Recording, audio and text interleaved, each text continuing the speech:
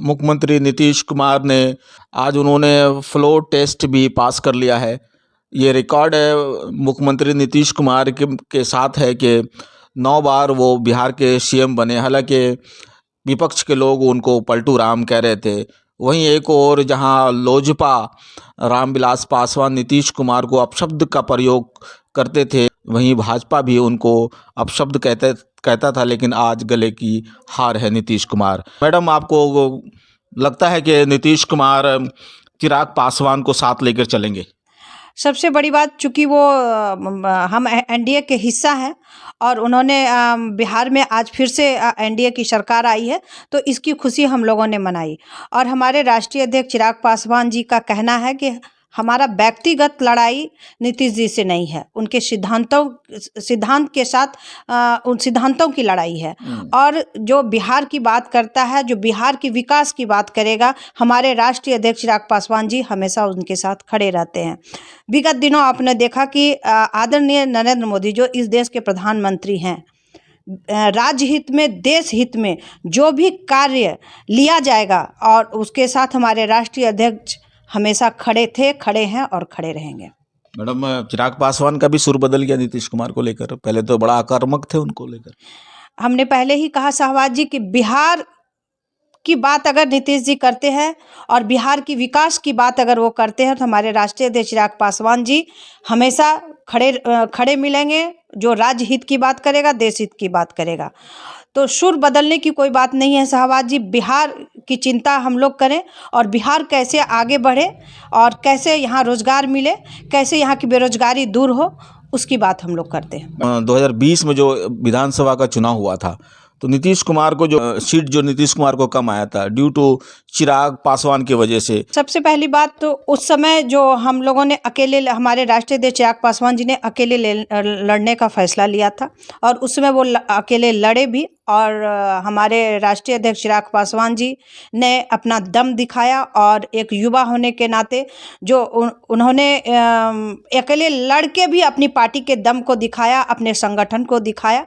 और आप लोगों ने भी देखा उस संगठन को, तो उनका नारा ही है बिहार फर्स्ट, बिहारी फर्स्ट। तो जो बिहार फर्स्ट और बिहारी फर्स्ट की बात करेगा, हमारे राष्ट्रीय अध्यक्ष चिराग पासवान उसके साथ खड़े रहेंगे। हम सारे कार्यकर्ता भी उन्हीं के साथ खड़े रहेंगे। क्या आपको लगता है कि नीतीश कुमार और चिराग पासवान में तालमेल बैठेगा? हमारा तालमेल भाजपा के साथ है और हम भाजपा के साथ हैं, तो भाजपा के साथ है तो तालमेल की कोई बात ही नहीं है। अगर जिस दिशा में आदरणीय नरेंद्र मोदी जी जैसे उनके साथ गठबंधन है और गठबंधन की जो मर्यादा होती है, उस मर्यादा को हमारे राष्ट्रीय अध्यक्ष चिराग पासवान जी ने ना आज तक तोड़ा है और ना वो कभी तोड़ेंगे।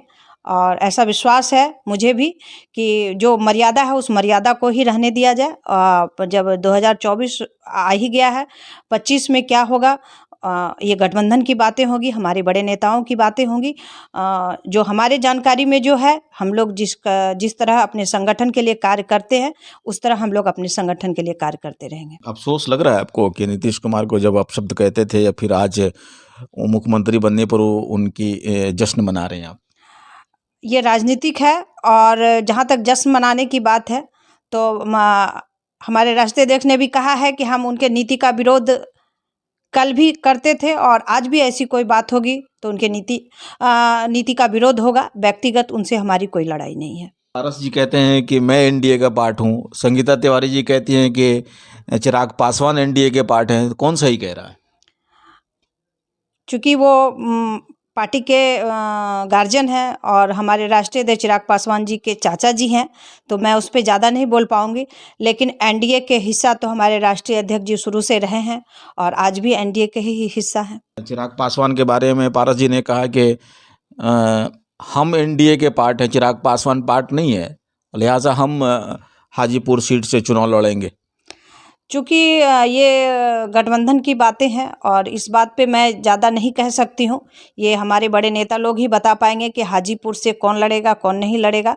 आपने कुछ विगत दिनों में देखा ही होगा, जो हाजीपुर में हमारा संकल्प यात्रा का समापन हुआ, उसमें जो आपने भीड़ देखी और जो हुजूम देखा, कहीं भी किसी भी ज़िले में अगर हमारे राष्ट्रीय अध्यक्ष जाते हैं, हाजीपुर की तो बात छोड़ें, किसी भी ज़िले में अगर जाते हैं तो क्या हुजूम होता है, क्या भीड़ होती है, आपने देखा ही है। तो उस भीड़ और उस ताकत से आप समझ सकते हैं कि हमारे राष्ट्रीय अध्यक्ष चिराग पासवान जी में कितनी ताकत है। पारस जी क्यों कह रहे हैं कि मैं एनडीए का पार्ट हूँ?